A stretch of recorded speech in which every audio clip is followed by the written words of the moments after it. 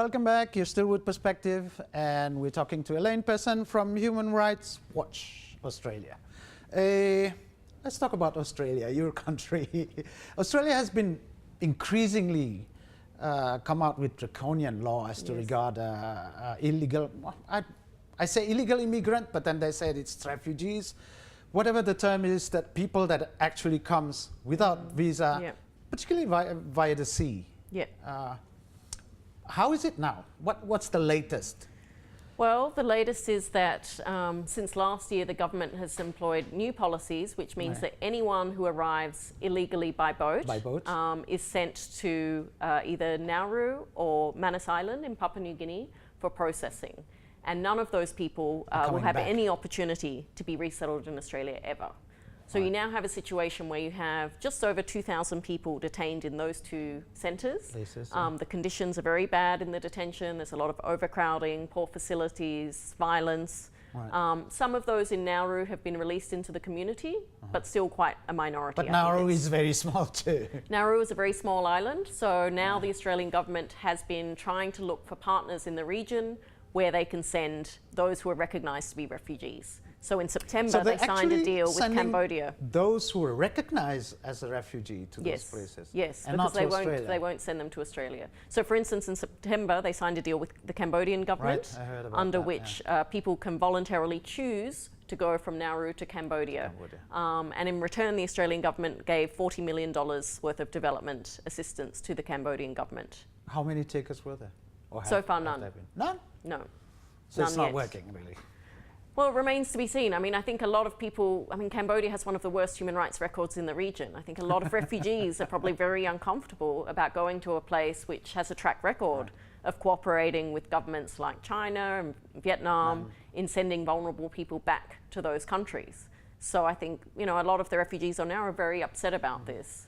Talking about these refugees, in the past, it used to be Vietnam, Cambodia, and those areas. Is it still the case, or is there a shift in the demographic of the refugees? No, there's been a shift, and I think it reflects sort of the global, problems in the world. Now it's a lot of Afghans, Iraqis, Syrians also. Up until recently, quite a few Sri Lankans also fleeing conditions there. Burma, the Rohingya Muslim minority from Burma. So that tends to be, Afghans are definitely sort of the main group.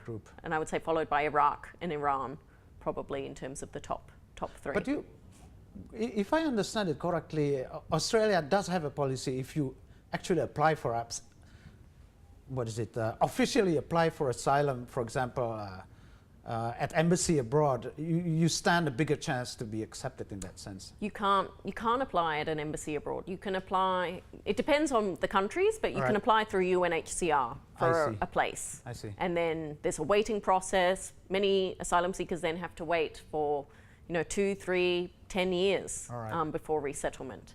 But recently, just about a month ago, the immigration minister in Australia announced that no longer will Australia accept asylum seekers from Indonesia, because they think that this is an important part of sort of shutting down, I guess, the whole illegal boat Do you mean from Indonesia, traffic. From those passing through Indonesia? Yes. So right now in Indonesia, people have the opportunity to register with UNHCR, the UN Agency on Refugees.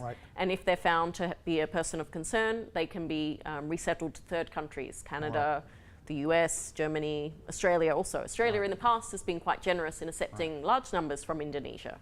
But now, I think this is a very dangerous policy of Australia, because it means that more people will be left in limbo in Indonesia. And that means those people still have to go somewhere.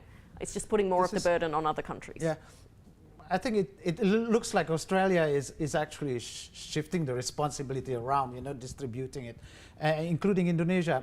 I'm an Indonesian. When you speak about boat people, aren't you angry at that because they refuse? But to be really frank, these boat people are passing through. So for us, it's not.